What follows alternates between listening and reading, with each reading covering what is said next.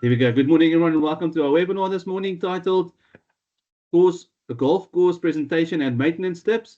We've got Mark Wiltshire that's going to do the presentation for us today, and we're looking forward to that. The presentation will touch on a few key elements such as your review structure for efficiency based on agronomic requirements, communication with your superintendent, when and what, your agronomic program, management framework to assist in the process, measure what you manage, administration, course setup and presentation, and then last but not least, also committee management. So without any further ado, good morning, everyone. Welcome. Mark, we are looking forward to the presentation, and the floor is yours. Thank you, Francois. Good morning, everybody. I'm sure there's quite a few people out there that I haven't met, so welcome to this. And I'm sure there's a couple of people there that I know and know me. So to those guys that I haven't seen, welcome. I'm sure there's some of you wondering, what it is that why I would choose a topic like this. And let me make it clear that I'm not an agronomist, and I'm certainly no greenkeeper. But what I'm hoping to share with you is some of the ideas and some of the things that I've learned along the way. Now that we've got involved in golf course maintenance, and sharing it from a layman's point of view, and I guess from the point of view of many of you in the situation that you guys are in. So it's no different to that. So I think the more technical information and technical data is probably best left to those that know better than I, and the agronomists and so forth. But I'm going to share a couple of things with you today, and I'm just going to tell you what we're hoping to achieve, and that is the presentation of the golf course, okay, the attention to detail and the sort of standards that I think are relevant. And then very important, measure what you manage, self audits and scoring. I think a lot of us are often subjected to, I guess, subjective adjudication in terms of how good the golf course is or how good the greens are, etc., etc. So I'm hoping to share a few tips with you that help you be able to measure what you manage. And then I guess one of our favorite topics always is dealing with greens committees and committees in general, because they are evolving, they are dynamic, they do change from time to time. So hopefully we can share some information with you that will help you with regards to that. Right. The importance and presentation of the golf course and to ensure its success. We're also going to touch on understanding the challenges of working with a constantly changing golf club committee, and then strategies to maintain consistency and achieve the necessary standard. How do we measure what we do, what we manage, to avoid subject adjudication? I've just mentioned that. Ensure we are environmentally sensitive. We're going to touch on that along with some water management issues and stuff, which I think are going to be very important in South Africa and around the world. I don't think free use of water and the way we conduct ourselves environmentally is going to be easily done going forward. I think it's going to be governed, and it's going to be managed, and it's going to be watched very closely by the powers that be. Okay, a well-maintained golf course ensures sustainability and financial stability. And then some of the challenges that we have, as you know, weather, droughts, floods, and extreme temperatures can impact on turf health. I think those of you that have been up in Johannesburg and Pretoria, I believe you've had a huge amount of rain, and I know it's been quite disruptive. I saw that the recent interprovincial at Silver Lakes, some of the foursomes were cancelled in the morning. So, and I know it's continued to rain. So those of you that live in that area will understand and appreciate, particularly from a flooding point of view. And then budget constraints. Every golf course, we'd all like to have more money and be able to spend it on the golf course. But the reality is it's a very expensive exercise. Yeah, when you start spending upwards of R500,000 a month on maintaining a golf course, it's a very expensive exercise, and you've got to make sure you're getting a bang for your buck. And then pest and disease control, managing pests while adhering to the environmental standards are challenging. Little things like we had a site recently where we had a lot of moles, and we were trying to eradicate those moles, but it has an effect on the environment, because whilst you're killing the moles, there were some predators and birds of prey around, and they come and pick up those moles, and you're busy poisoning them. So obviously that had to come to an abrupt end. So it's quite challenging, and you've got to make sure that you at least have some sort of management plan that doesn't infect the environment. And then labour shortages, recruiting and retain skilled labour for year-round maintenance can be tough. You know, I don't know. Some of our sites we have to actually breathalyze the guys coming every morning to make sure that they haven't been drinking from the night before or late into the night. So yeah, there's some challenges there, and we lose some good people because guys can't really control themselves. So it's not easy, and people getting to work and coming in taxis and leaving at all hours of the morning. It's not an easy life, and it's not easy for these guys to get to and from work. So maintaining and retaining your labour is not easy, that's for sure. And then administration, maintaining a record of the many facets and important information, such as your staff and staff attendance. Your machinery, do you have logbooks and do you have job cards for each item and each machine? That's very, very important. Administration, I think a lot of greenkeepers today are probably good in the field, but the ones that we've come across, administration is not as good as it should be. And really, it's about recording as much information as you possibly can. And it's vitally important that they have access and that they make sure that they are recording what they're doing. Machinery and job cards, a lot of our machines in many sites, like I'm sure you guys experience, they're not new machines and they need to be maintained, but you need to record, how much those machines are costing, what are they doing, how often are they running, what repairs are you doing to them, because at some point in time, that machine will be costing you more money than perhaps leasing or hiring a new machine would cost you. So it is important to keep that sort of record. And then there's preventative practices, spraying and applications. Make sure you're recording those. Make sure that the greenkeeper is recording what he's putting down, what herbicides, what pesticides is going down. And that should all form part of his monthly management report. And you should be aware of these things and these practices so that you do have them at your fingertips. The more information that you have, the better you're going to be able to manage your committee, because it takes away that subjectivity and you have facts and figures in front of you, and we're going to touch on that a little bit later on in the presentation. Obviously, recording rainfall and irrigation and water management. So how much water are you putting down? When are you putting the water down? For how long, etc. Those are important practices, and the recordal of that is vitally important. So bear in mind, administration forms a very important part of managing your golf course. And then from a structural point of view, we have winter and summertime. You've got to be able to decide, when you have, generally in winter time, we're cutting and mowing a lot less because the grass is dormant. So that's an obvious time for you to be able to manage your staff and give them some time off in the winter. It's important for you to have an overtime policy. We generally have our policies time off in lieu of. But if you don't do that, you obviously have to pay for overtime. For those of you that inherit staff from a previous operator or if it was outsourced or if it was in-house and it changes and that particular entity was paying overtime, it's going to take you a little bit of time to be able to wean those people off that policy and get them into the time off in lieu of. And really what you want to do, so you get a day and a half or double pay, you just give them some time off during the winter time. They'll accumulate that leave, and when you go quiet and when it is quiet, you're able to give them those days off. It's not great. Sometimes you need to pay guys to be able to motivate them. They rely on that overtime pay.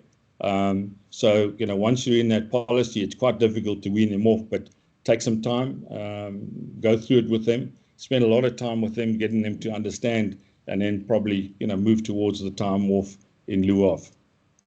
And then discipline. I think the laws in South Africa and that govern us, and the labour laws are quite strict, and what we're able to do is fairly limited. But I think a good policy always is to be firm but fair. So listen to the guys, let them understand what you want, and communication we're going to touch on within this presentation is a vital part of that. And then motivate to work and insist on training to upskill the staff. So it's very important, I think, that your greenkeepers spend some time. I mean, you can identify guys that have other skills and guys that are wanting to learn a lot more. perhaps send them on some basic agronomic courses. There's a turf management course that they can attend. I think they're over about 3-month period. So if you do see some guys and they are willing to learn more, don't forget to train these guys. They really need to spend some time, learning the skills of this. I don't see a lot of black greenkeepers around. We see a lot of assistants and like professional golf, we need to have more guys of color that are getting into this. Some really highly skilled guys, particularly in the irrigation environment. You'll find a guy that is at a golf course and an irrigation technician. He knows where all the pipes are. He knows where all the fittings are. He knows how to change the solenoid. He knows how the satellites work. Those guys are gold. They really are. And they really should. The greenkeeper should spend some time with them to really try and upskill them to get them to do other things, because they're more than capable. And then be very familiar with the basic conditions of employment and safety requirements. It's something that we have to adhere to, particularly from a safety point of view. Do the guys have earpieces or eyewear?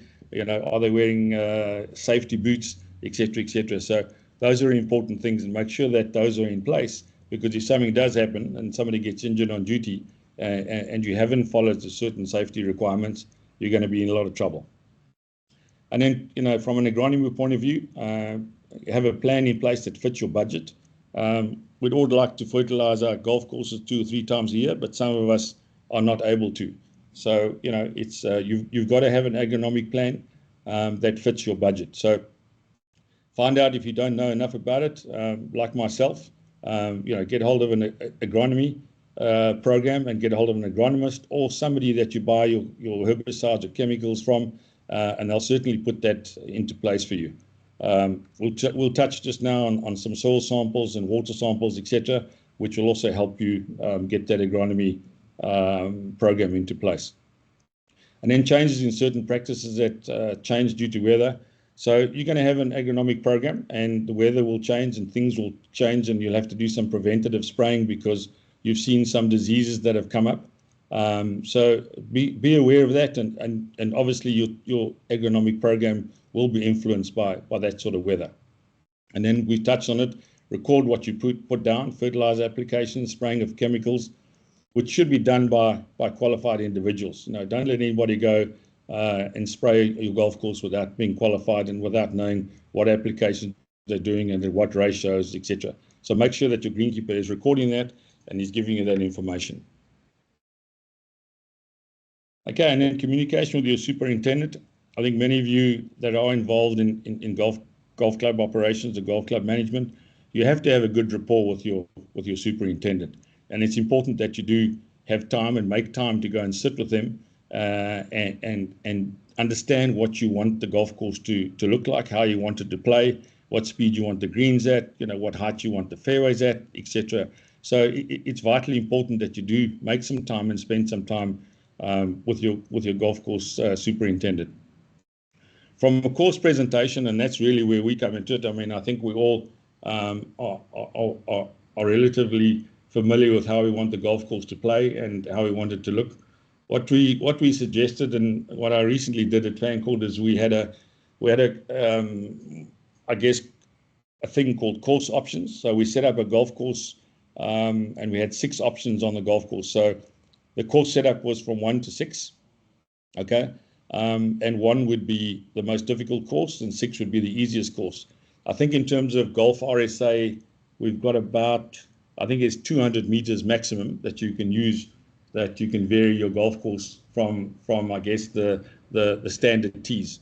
So in Fancourt's case, it was the yellow tees, and we took measurements from that and we moved the course up and down. So in some instances, we'd move the tees forward. In course 6, we try and get the course to play about 200 meters shorter than normal and standard, and then in course 1, we try and get it to play about 200 meters longer.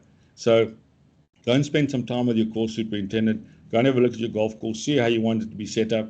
If you don't have a lot of tees, which we have the privilege of at Fancourt, then you're going to be a little bit limited. But have a look and see what sort of course you want to have set up and which courses you want to play, whether it be 1 to 4, 1 to 5, 1 to 6. Talk through that program and plan with your greenkeeper. It also helps from a planning point of view. So when you go do the setup on the golf course, you can speak to your superintendent and say to him, listen, I want course 2 today, I want course 4 today, I want course 6, and make sure that he has a good understanding of exactly what that means. That moves, in some instances, as I said, you might move the tees forward. If you've got a nice deep green, you can move the pin back. So you're gaining some yardage on the tee and you're losing some yardage on the greens, and that kind of gives you that nice balance. That's important for you to understand the play from a playability perspective. So it's really just, once you have that sorted out, it's much easier for the greenkeeper and it's much easier for your staff, etc., to be able to sort those options out. So bear that in mind and use it if you think it's valuable. And then, weekly meetings, daily meetings, decide whether you want those to be in the office or on the golf course. I would suggest you at least drive around once a week with your greenkeeper. Go onto the golf course, drive around, have a look at things, look at the attention to detail, look at their housekeeping, edging of paths and signage that's been cleaned up. If there's any droppings from birds, etc., go around and have a look at it. Spend a lot of time with your greenkeeper, because, as you know, it's very important for you to have a very good relationship with him.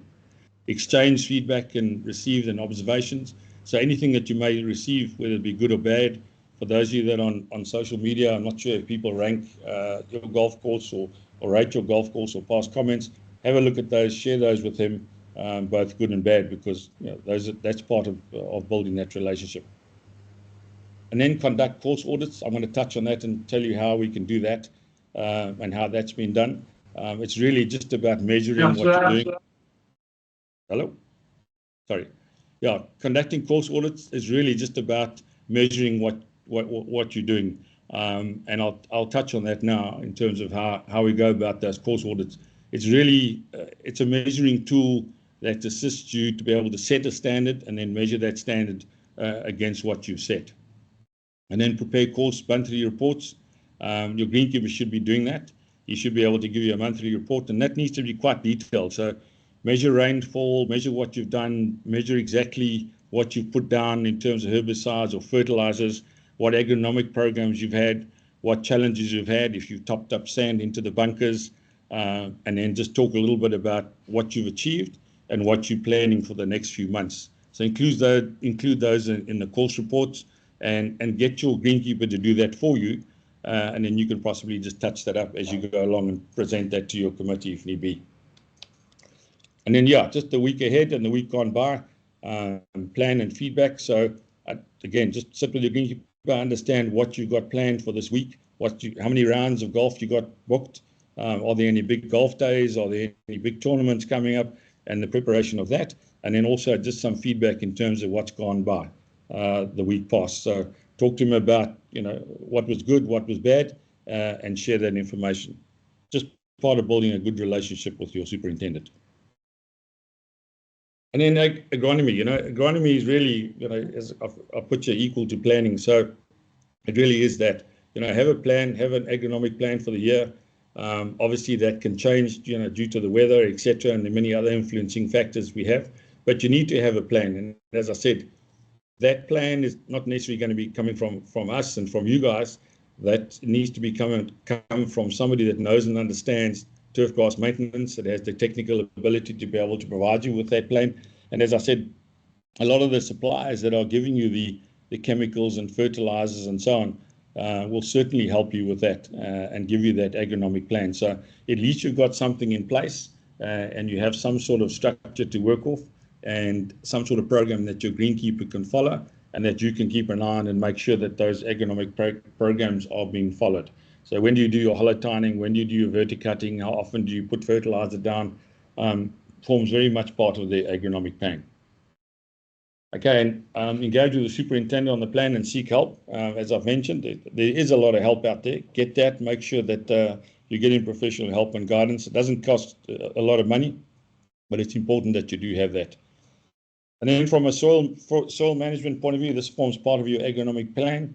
I think many of you at the moment do soil testing, around South Africa. So, regular soil testing is essential. You've got to be able to measure the pH and other important factors.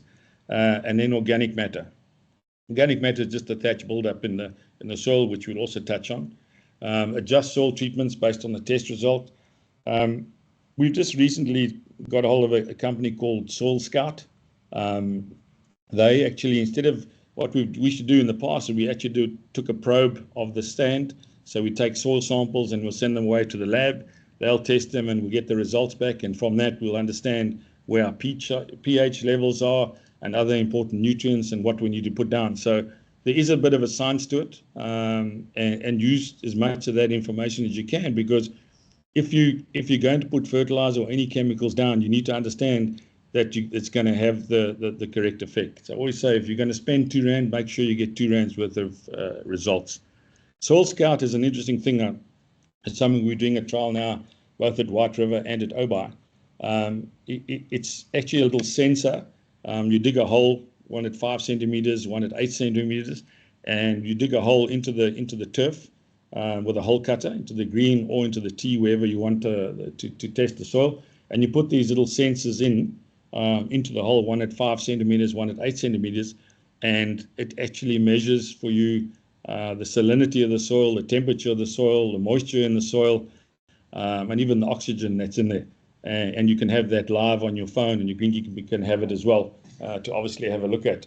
So we're busy running those tests now to see how it works. So far, it's providing some very good information for us, and it looks like we're going to roll that out into our other sites. It's a little sensor, as I said, that goes into the ground and gives you some really useful information. And it's live, so you don't have to send soil away and keep checking on it. You can have a look at it on your phone every day, and it's a good tool for your greenkeeper to have. So bear that in mind. Drainage is a critical part to prevent waterlogging, which can obviously harm your turf. So check your drainage regularly. A good time for that is during the winter time. If it rains less, for those up on the Highveld, that's a good time to do that. Is check all your drainage, make sure it's clean and it's ready for summer when you do get those big storms. Okay, aeration. I guess we all understand that those are it's quite a disruptive time. Aerating the golf course is very necessary. It provides the necessary improved root growth.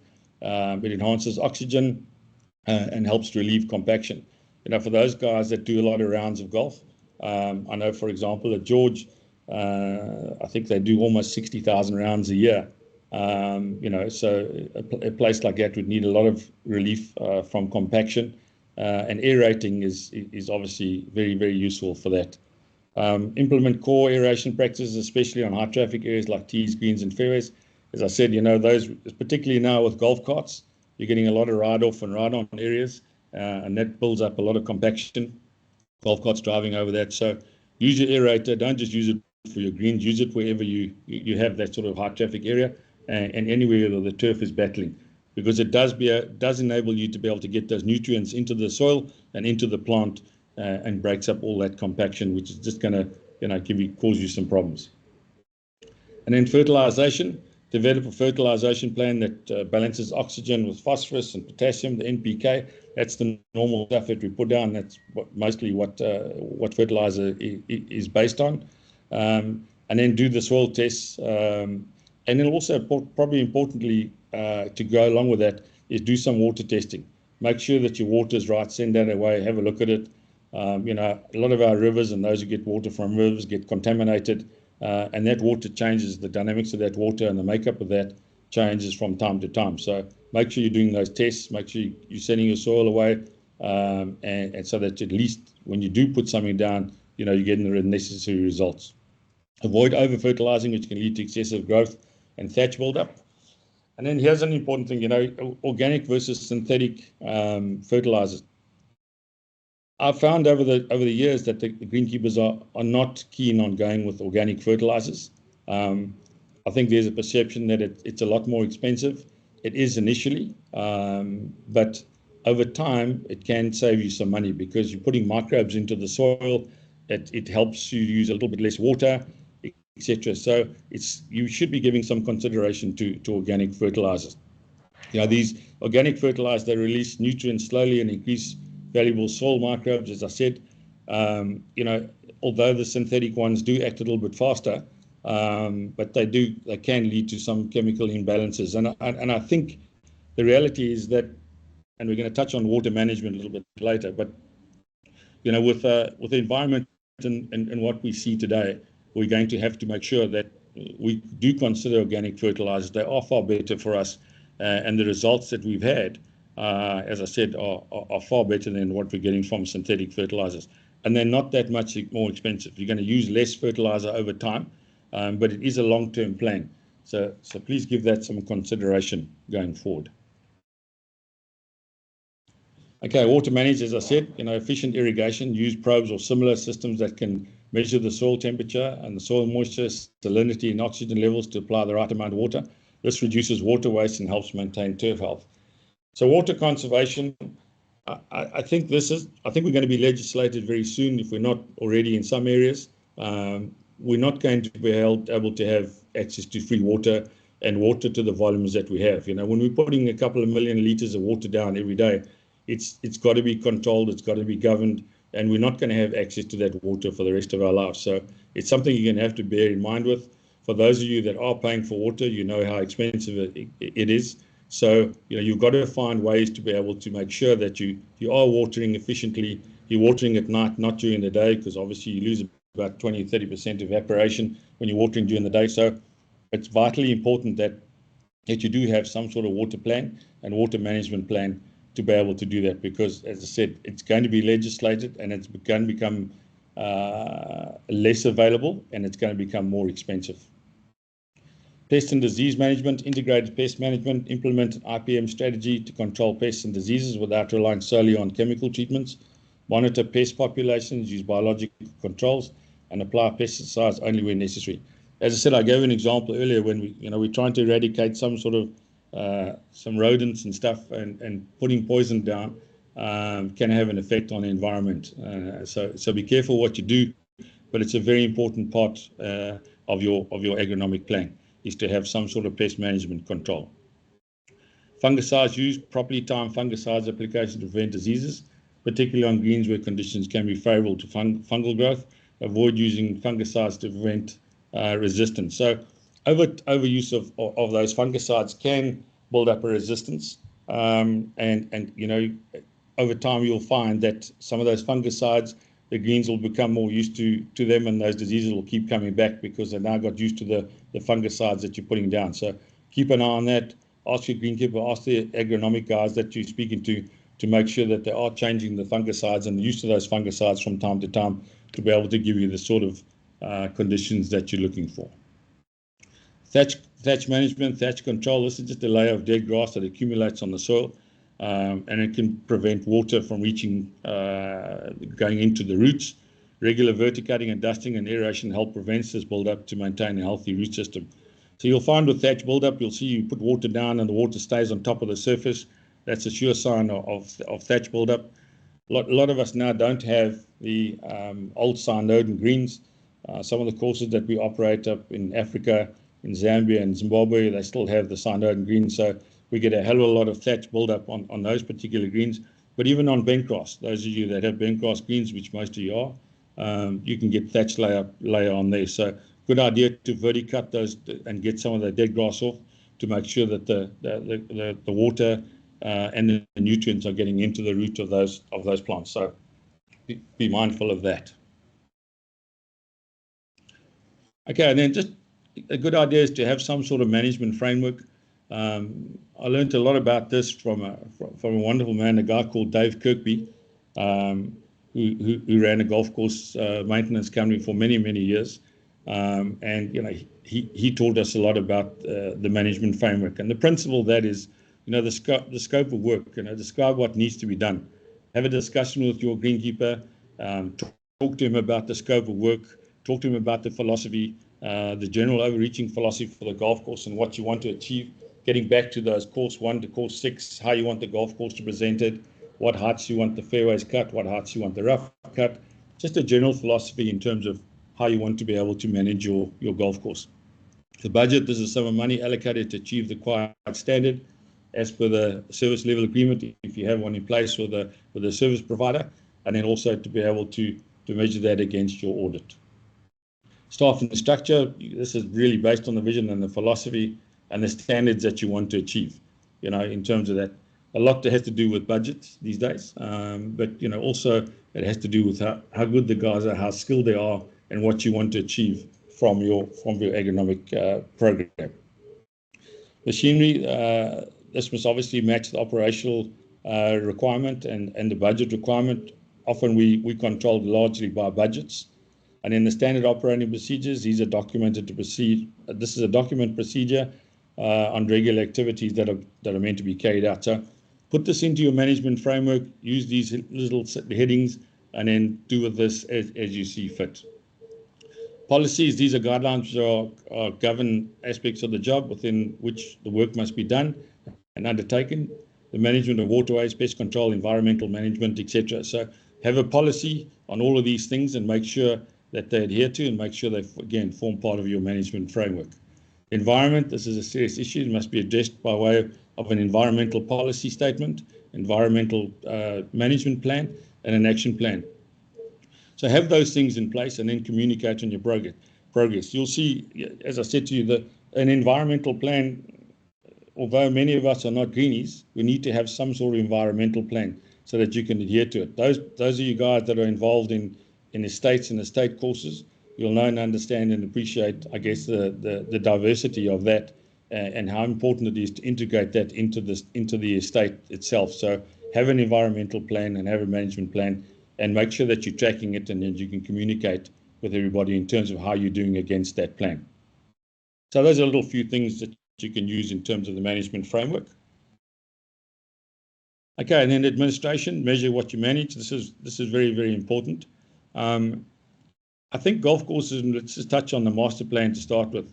A lot of golf courses, and we'll talk about the committees in a moment, have these revolving committees and have these ideas in terms of what they think needs to be done. You might even have some ideas yourself in terms of the golf course and how do you make improvements, how do you make it better.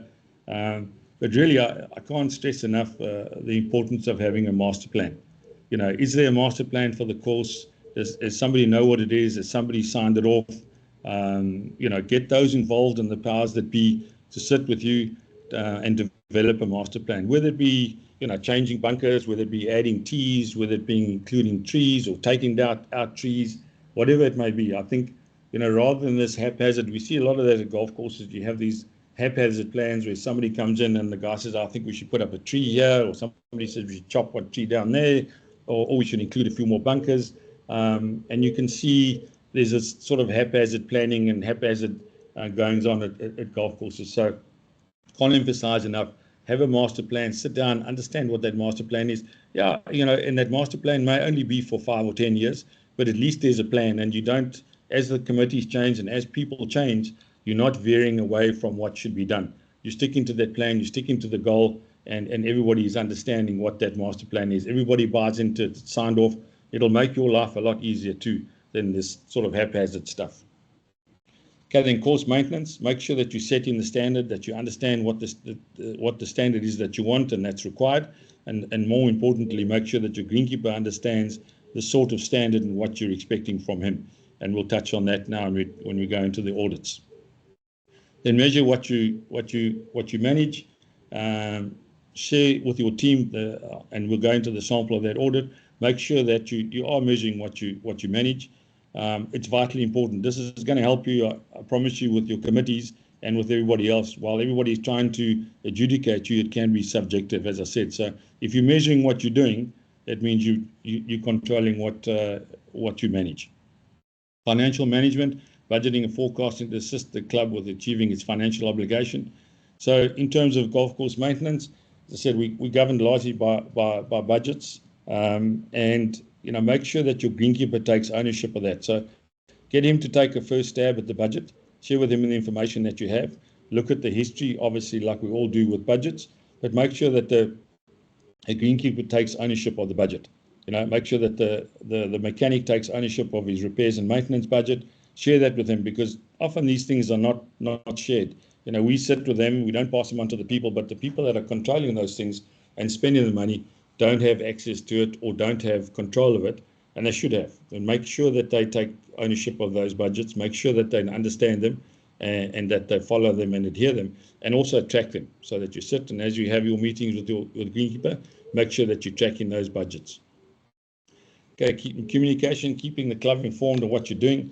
So obviously things like the agronomic programs, whether you're going to be needle tining, hollow tining, whether you're going to be dusting or verticutting, just communicate with everybody, communicate with the club, make sure that everybody understands and knows what you're doing, and rather than get a surprise. So if you have big golf days coming up and you have got some sort of agronomic practices that you're doing prior to it, let the people know that are coming to your golf course that this is going to be done, so they stay informed and communicate with them properly. Record keeping, the rainfall, job cards and attendance, along with the agronomic program. These are important. So we have mentioned it on numerous occasions already.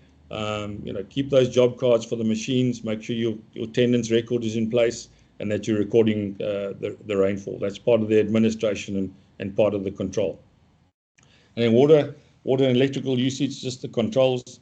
Those are big ticket items, particularly electrical usage. Clubs are spending 60, 70, 80,000 Rand a month on electricity. So make sure the lights are on where you need them and the lights are off where you don't need them. And particularly in the workshop. Some workshops, there's a lot of light and lighting, and it can become an expensive exercise. It's just part of the administration and just part of how you control your budget and the usage thereof a lot better. Okay, course presentation, the setup and attention to detail. So I'm going to share with you on the next slide is going to be part of the golf course audit, I think. And this is really, what is the golf course audit? It's a self-measuring tool for the superintendent in tough times. It will be very useful. And it's just about measuring what you manage. It's a measuring tool for all involved to score based on their findings. It takes away the subjective adjudication of the golf course conditioning. It covers all aspects of including staff, communication, workshop, and machinery. It records what you're doing. Again, just keeping record of what you are and who you are. How often should you use it? It's entirely up to you, but I would recommend once a month until you consistently achieve the standard. And we'll share with you what that is. And who should do the audit? I think the first people to do the audit should be the golf course superintendent and yourself, the director of golf or the manager. And then to agree to a standard and understand the process of the scoring. So I'll share with you now what those golf course audits. This is not rocket science, and it's probably something you guys do something very similar to. But again, I think it's part and probably the most important part of greenkeeping and managing your greenkeeper and your superintendent is to be able to measure what you manage. Once you've got these audits and you've done a few trial runs with your greenkeeper, share those and invite either a committee member or one of the Greens committee to conduct an audit along with you guys so that you can compare your score versus his and try and get some sort of an average out of that. So it's a very good tool, and I would encourage all of you to use something like this, if not this audit. So here's the audit. This is just an extract of one of the pages or one of the items. So this gets broken down. This audit goes into tees, fairways, greens, rough, waterways, staff, workshop, communication. So there's a whole lot of these extracts, and I'm happy to share our course audit with you. I'll do that at the end and share my email address with you guys, so that if there is any information, either this or anything else, you can certainly contact me. But in this instance, let me just go through this with you. So in terms of fairways, we set the standard. The standard means 95% of the fairway needs to be covered. So there's no bare patches, no bare areas. And then we measure that. Scores are, as you can see on the bottom, are out of 10. 1 to 3.9 is unacceptable. 4 to 6.9 is below standard and needs to be improved by your next audit. And 7 to 8.9 complies with what we call our standard. And then 9 to 10 is exceptional. So it's fairly easy. It's fairly rudimentary. As I said, it's not rocket science. You want 95% cover on your fairways. In this instance, we scored 7.5. The cutting height was 10 to 12 meters, millimeters. Again, 7.5. We were cutting at 11, so that's on standard. And then the definition of the fairways needs to be clearly defined. In this instance, more clarity on the first cut versus the fairway, just to adjust the cutting height. So in this instance, we wanted a first cut, which just to give us a little bit of clarity. So let's say we cut the fairways at 11 millimeters. We'd cut the first cut then between 20 and 25 millimeters, and then obviously the rough goes up from anywhere from 40 to 70, 80 millimeters. So we thought we'd get more definition in this particular case by giving ourselves a first cut, because we didn't see the definition that we wanted to see. So that scored a 6. And then shaping, as we do twice a year, scored 7 on that. That was done in September, and we do it again in March. So scored on standard there. That shaping of the fairways is quite an important part, guys. And for those of you guys, and most of you do play golf, just go and have a look at your golf course. Go and have a look at the way the fairways are shaped. Are you cutting back too far or using excessive amount of fuel to get all the way back to the tees? Are the tees too far away for the ladies? Are the fairways too far away for the ladies? So have a look at it. Shaping is a very, very important part of presenting your golf course. And you'll be surprised, with a little bit of sexiness and a little bit of movement on your fairways, how nice and how important shaping can be. I particularly don't like straight lines. It looks too much like a rugby field. So for me, I like to have quite a lot of movement in our fairway without, creating too many zigzags. So if you go and stand on the tee, have a look at it, spend some time with your superintendent, get a paint gun out and go and shape your fairways, accentuate lines that need to be accentuated, and just kind of get a good feel and look for what you're trying to achieve, and understand how the hole is meant to be played and the landing areas, etc. Be sensitive to that, and often when you do that, people will say, not happy because you've narrowed the fairways or whatever the case may be. So just be mindful of it. But it is very, very important in terms of how you present your golf course. In this case, divots filled once a week, despite being done every Friday. There's still too many visible. And in this case, we asked that players now, we gave the players a sandbag and asked them to start filling in to assist with that. So that scored below 5.5. And you just total up the total, which gives you 33.5, and then the average 5.58, and that's below standard. So what you would do is you'd run through this. Sometimes we do this every week until we get to a certain standard, and then we do it once a month, and you can move to once a quarter once you've got on top of it. So in this instance, we've got a bit of work to do on the fairways at 5.8. That's below standard. So you would expect that score to improve at the next audit. I think this is an important tool for you guys. It really is, because you're recording what you're doing, you're measuring what you're doing, and you're able to share that. It takes away that subjectivity. So do this sort of thing, share it with your committee, share it with those people that you want, and also at the same time, it's a good self-measuring tool for yourself to be able to say, okay, how am I doing versus what I'm trying to achieve? So I think that's quite a nice little thing to have. Okay. Just setting the standards and how you present the golf course and what you should be looking for. Spoke a little bit about fairways and mowing lines, and the importance of shaping those things. The tees, how do you want the tees? I mean, if you've got big enough tees, you should have, set the standard and make sure that they, in this instance, we generally like 4 meters apart. Each tee marker needs to be, 4 meters from each other, whether it's 3 meters, 5 meters, whatever you like, but make sure that every tee is the same. Get it to a certain standard, set the standard, and make sure that it gets done that way. We use a T-bar in some instances. It really, really works well, but it's a good practice to have in general. And really just use that T-bar to line your tee in the middle of the tee up with the middle of the fairway. So pick a line in the middle of the fairway and make sure that the tees are lined up to the middle of the fairway.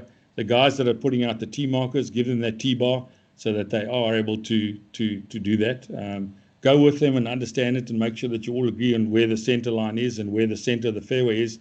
Use that T-bar to set those tee markers up, and it just helps you in terms of the presentation of the golf course. Okay, bunkers, preparing bunkers. These, I don't know about you guys, but we've got quite a few sites where bunkers are a massive challenge. We sit at Obar right now, where we have some challenges there in terms of what are we going to do with the bunkers. This picture that I'm showing you and sharing with you on the left-hand side is from Peakingwood. I think it's the 12th hole, the par 5. So their bunkers, they have sand-up bunkers there. and a lot of them, as typical of Jack Nicklaus golf courses. So we gave them an opportunity to be able to grass down those bunkers, which means we use less sand, and it's not that costly to be able to do that. It also means that there's less bunker to maintain. But the nice thing about this is it doesn't take away the shot value, of the bunker. You still have that height there.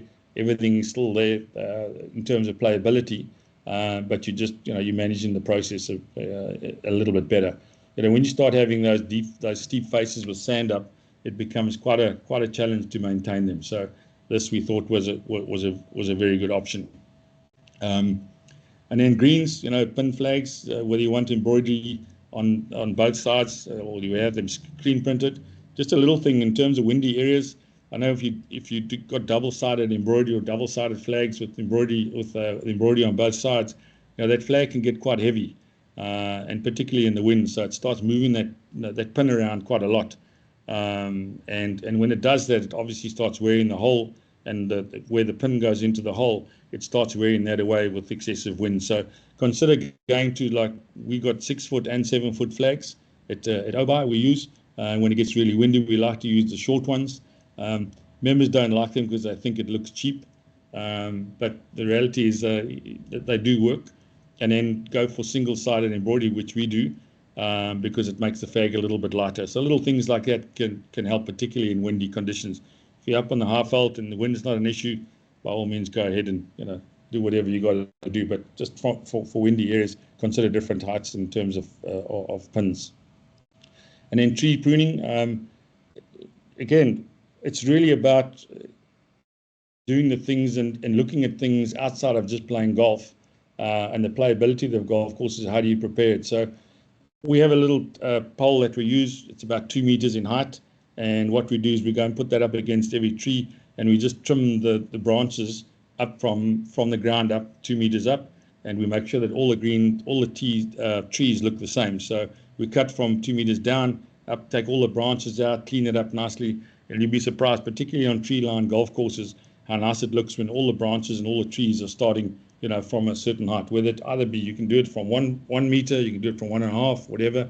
We just happen to use 2 meters as a standard. So set that standard pruning height and make sure that it's adhered to. It's a good time to do it in the winter time while you're preparing your golf course for spring and summer.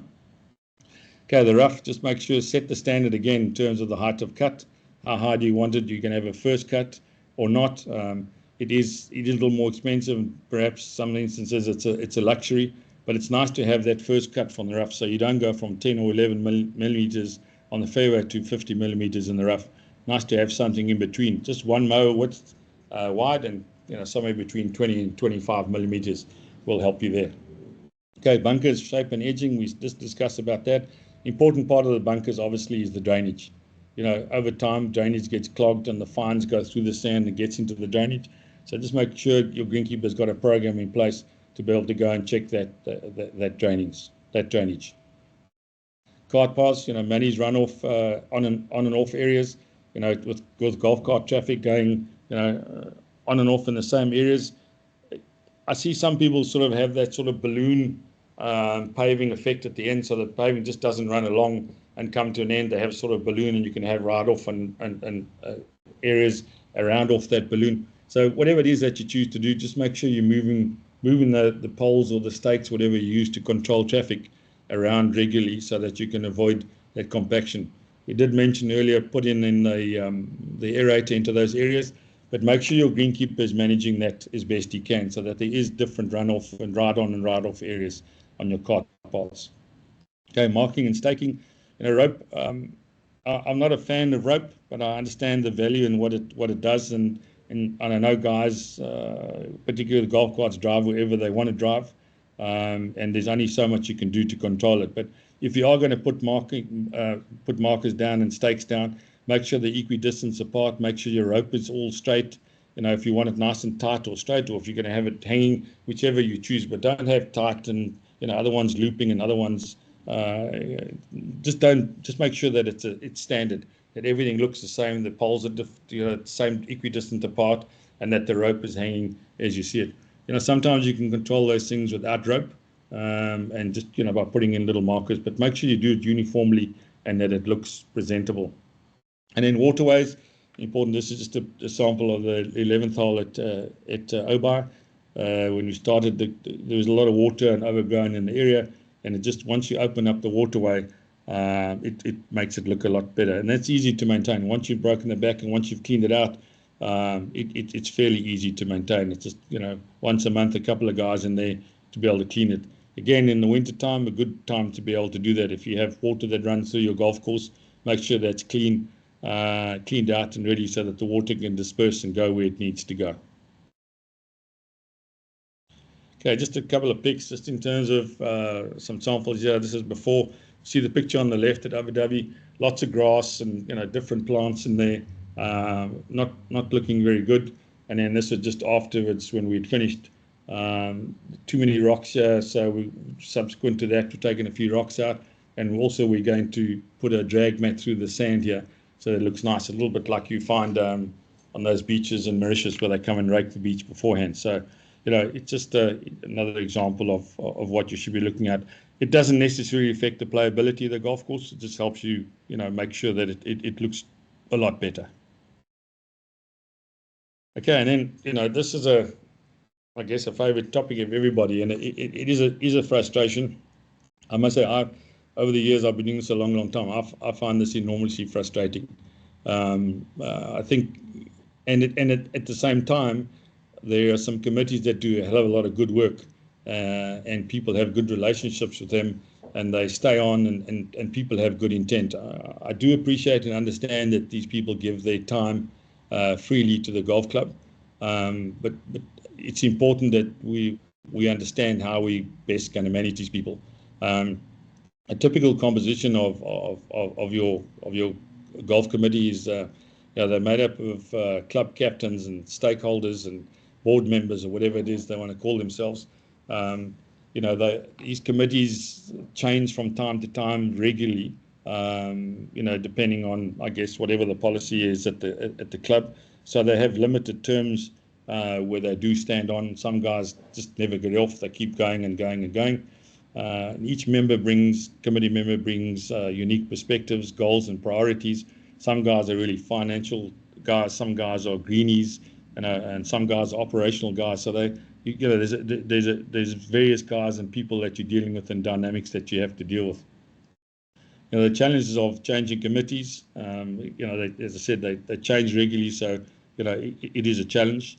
A shift in strategic directions and priorities. Again, that sort of talks back to having a master plan and understanding what you're trying to achieve on the golf course.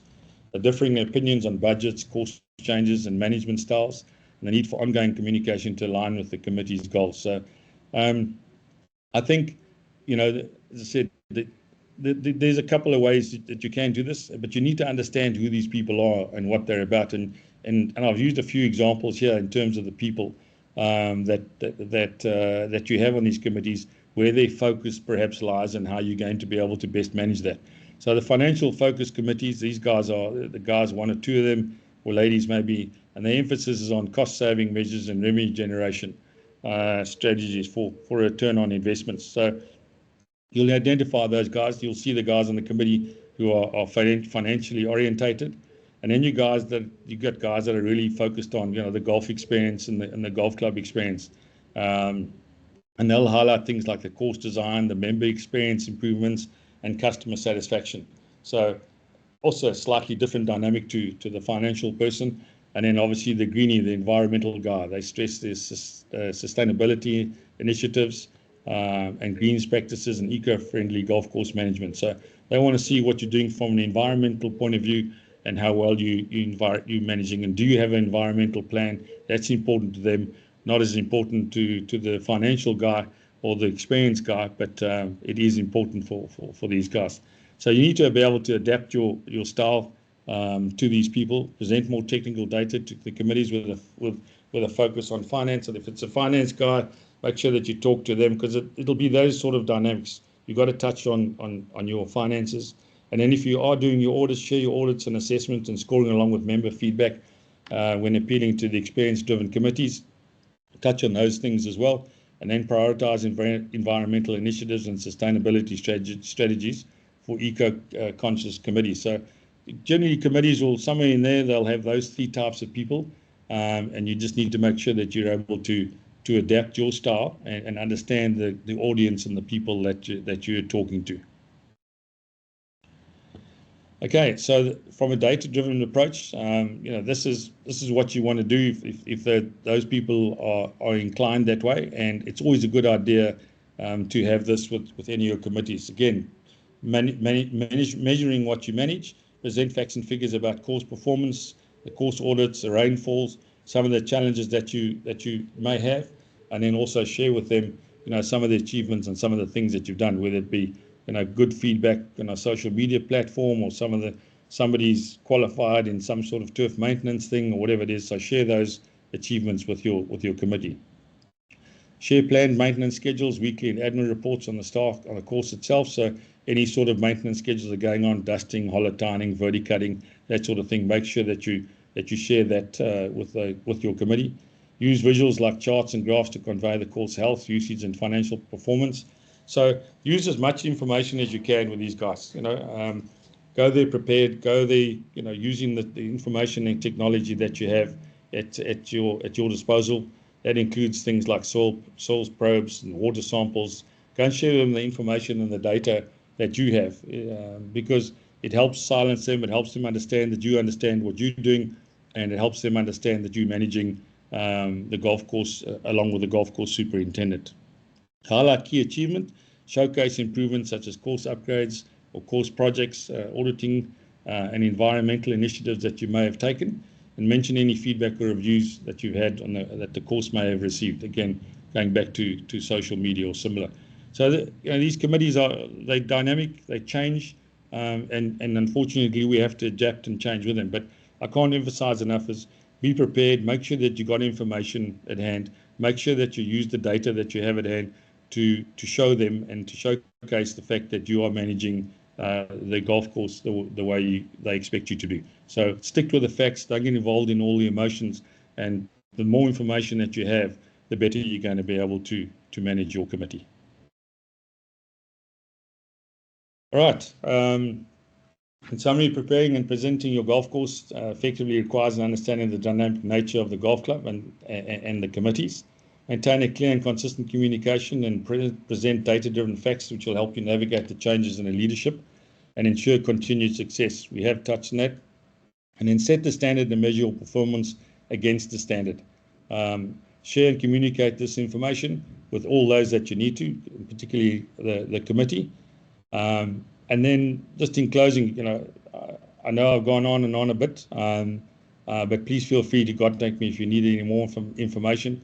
I will share this presentation with Adi afterwards, which she can share with all of you. And if any of you need any information at all, or just want to reach out or want to have a one-on-one with me, there is my email address. Please feel free to get hold of me.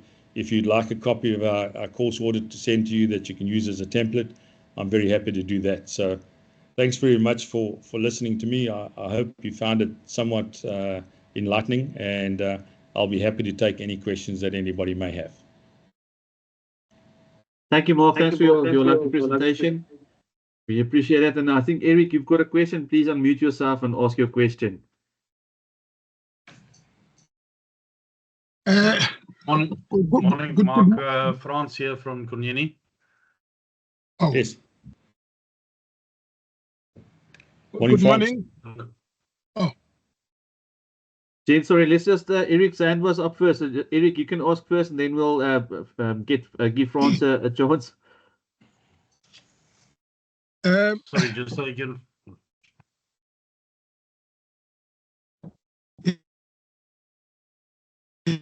Yes. Firstly, I just want to thank you for your powerful presentation, and also for a very informative presentation. Thank you very much. I just want to greet everyone who's present this morning. You mentioned earlier on, Mark, that there's a huge gap in terms of people of color who are in greenkeeping or turf maintenance. I just want to bring it to everyone in this group that, I've got 4 guys who have done their turf maintenance course through McKenna Academy, myself included, even though I'm a PGA member, but I did a course with them. It's a 2-year course, but they have gone further through McKenna Academy. They've went to the US, USA, and for about a year. They just returned about a month ago or 2 weeks ago.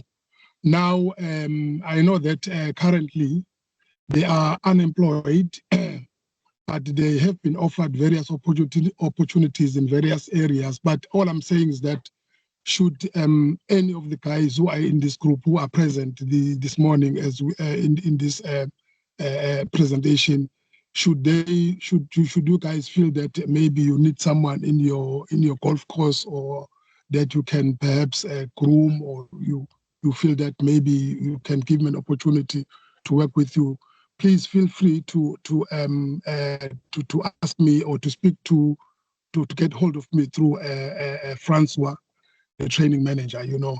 And yeah, that is all I wanted to share with you, that we do have 4 guys that are currently available to assist in whatever you guys can if ever there are any positions. Thank you very much. Thanks, Eric. And then Frans, you can also ask your question. Hi, morning, Mark. Thank you for your presentation. It's much appreciated. I just have 2 questions, if you don't mind. The first one, how often would you do grooming and dusting on royal blue greens?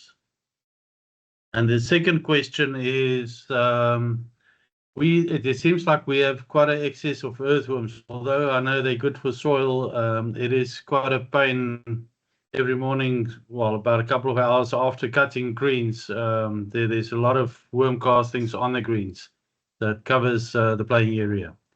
So I'd like to have your advice on that, please. Yeah, I think the first question is a little bit easier for me to answer than the second, because I think the second is a little more technical than I'm able to provide. You know, and I'd be hesitant to sort of say to you, use something that I don't have any idea about using. I would ask in terms of earthworms. So let me start there. In terms of the earthworms, I'd ask the guys that supply you with your fertilizers and chemicals and herbicides if there's an environmentally sensitive, I guess, to start with, way that you can get rid of the earthworms. I know generally they are, you know, they say they're more of a hindrance, more of a help than a hindrance. But I would ask anybody if they do have some way that you can treat those earthworms. It's a bit more technical than I'm qualified to do, so I'll be hesitant to give you some advice on that. In terms of the grooming of the royal blue, you know, I think royal blue it's a very good grass. We planted it at Skukuza, and what we generally try and do, I guess it's all dependent on your budget. But regular verticutting of that green, when I say regular, once a month at least, and regular dusting. So dusting will help you control your thatch build-up on that, and that's, I guess, your biggest issue with regards to any side, and particularly royal blue. You know, get rid of that thatch. Be careful of doing that, of verticutting in the winter time, because it doesn't like it. Make sure that you do it in the summertime. But verticutting regularly, as I say, once a month, even twice a month in the summertime, no problem. But as much as you can dust those greens as often, if you could do it once a week, particularly in the summertime, do so. But depends on what your budget will allow. So either once or twice a month, or if you do have the budget, then certainly doing it once a week won't harm you. Just a very nice light dust, and then verticut during the summer. As I said, be careful of doing it in the winter, because it doesn't like it when the grass starts going dormant. Thank you, Mark. Any other question? We can finish up with the last question.